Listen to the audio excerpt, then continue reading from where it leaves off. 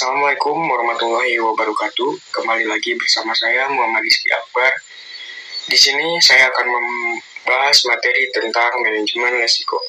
Yang saya akan bahas kali ini yaitu tentang pengertian, prinsip, tahapan, dan fungsi. Yang pertama, pengertian manajemen risiko. Manajemen risiko adalah proses identifikasi, analisis, evaluasi, penanganan, serta pemantauan risiko yang berpotensi mengganggu pencapaian tujuan suatu organisasi atau proyek. Risiko dapat berupa kejadian yang menyebabkan kerugian atau kegagalan, dan dengan manajemen risiko, organisasi berusaha meminimalkan dampak atau kemungkinan terjadinya risiko tersebut. Manajemen risiko bertujuan untuk melindungi aset organisasi, memaksimalkan peluang, serta memastikan kelangsungan operasi di tengah ketidakpastian lingkungan internal maupun eksternal. Yang selanjutnya itu prinsip-prinsip manajemen risiko. Yang pertama ada berbasis fakta. Pengambilan keputusan terkait risiko harus didasarkan pada data dan informasi yang relevan, valid, dan dapat diukur. Yang kedua, proporsionalitas atau penanganan risiko harus sesuai dengan tingkat dampak dan peluang terjadinya risiko tersebut. Risiko dengan potensi dampak besar harus mendapat perhatian lebih. Yang ketiga, terpadu atau manajemen risiko harus diterapkan secara menyeluruh pada seluruh fungsi, kegiatan, dan proses organisasi. Yang keempat, konteks organisasi. Setiap organisasi memiliki lingkungan dan tujuan yang berbeda, sehingga pendekatan manajemen risiko harus disesuaikan dengan kondisi spesifik masing-masing organisasi. Yang kelima, partisipatif atau proses manajemen risiko yang melibatkan seluruh tingkatan organisasi dari level eksekutif hingga operasional untuk memastikan komitmen dan pemahaman yang baik tentang risiko. Yang keenam, dinamis dan berkelanjutan. Manajemen risiko merupakan proses yang berkelanjutan dan harus disesuaikan secara berkala terhadap perubahan lingkungan eksternal maupun internal. 7. Peningkatan berkelanjutan. Manajemen risiko harus selalu ditingkatkan melalui evaluasi dan penyesuaian terhadap perubahan risiko, tujuan, dan kondisi lingkungan. Yang selanjutnya yaitu tahapan manajemen risiko.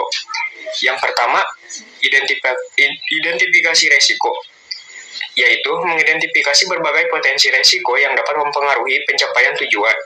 Risiko dapat berasal dari berbagai sumber seperti teknologi, operasional, keuangan, hukum, dan lain-lain.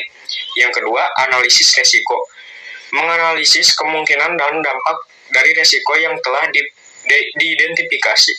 Proses ini melibatkan penilaian probabilitas terjadinya risiko dan seberapa besar dampaknya terhadap organisasi. Yang ketiga, evaluasi risiko. Setelah analisis, dilakukan evaluasi untuk menentukan prioritas risiko mana yang memerlukan tindakan segera berdasarkan tingkat keparahan dan probabilitasnya. Yang keempat, penanganan risiko atau mitigasi. Setelah dievaluasi, risiko ditangani dengan memilih strategi yang sesuai seperti yang pertama, menghindari risiko, menghindari aktivitas yang memicu risiko. Yang kedua, mengurangi risiko, menerapkan tindakan untuk mengurangi probabilitas atau dampak dari risiko. Yang ketiga, menerima risiko, memutuskan untuk menerima risiko dengan pengetahuan bahwa dampaknya kecil atau terkontrol. Yang keempat, mentransfer risiko, memindahkan risiko ke pihak ketiga seperti menggunakan asuransi. Yang kelima, pemantauan dan tinjauan.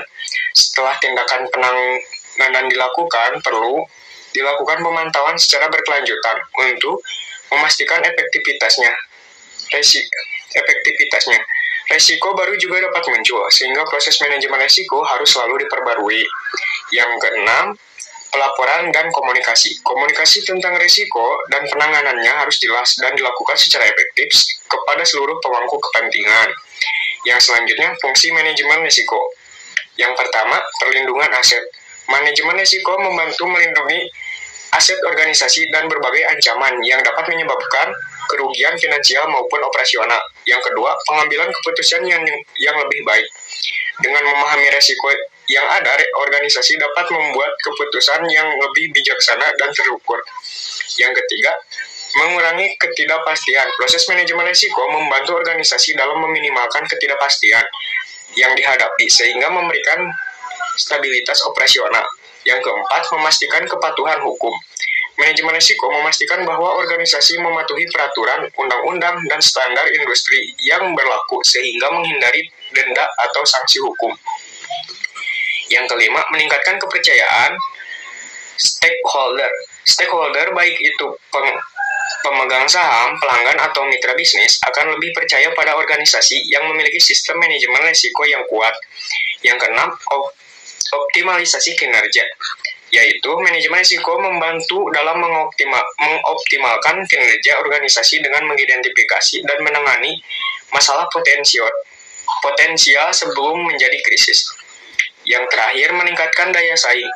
Dengan mengelola risiko dengan baik, organisasi dapat bertindak lebih cepat dalam menghadapi peluang dan ancaman pasar, sehingga meningkatkan daya saing. Kesimpulan dari materi kali ini yaitu, manajemen risiko adalah elemen penting dalam menjaga keberlangsungan dan kesuksesan suatu organisasi. Dengan prinsip dan tahapan yang jelas, manajemen risiko membantu organisasi untuk meminimalisasikan dampak negatif dari ketidakpastian dan memaksimalkan peluang untuk mencapai tujuan yang telah ditetapkan. Sekian materi yang bisa saya sampaikan. Mohon maaf bila banyak kekurangan. Terima kasih.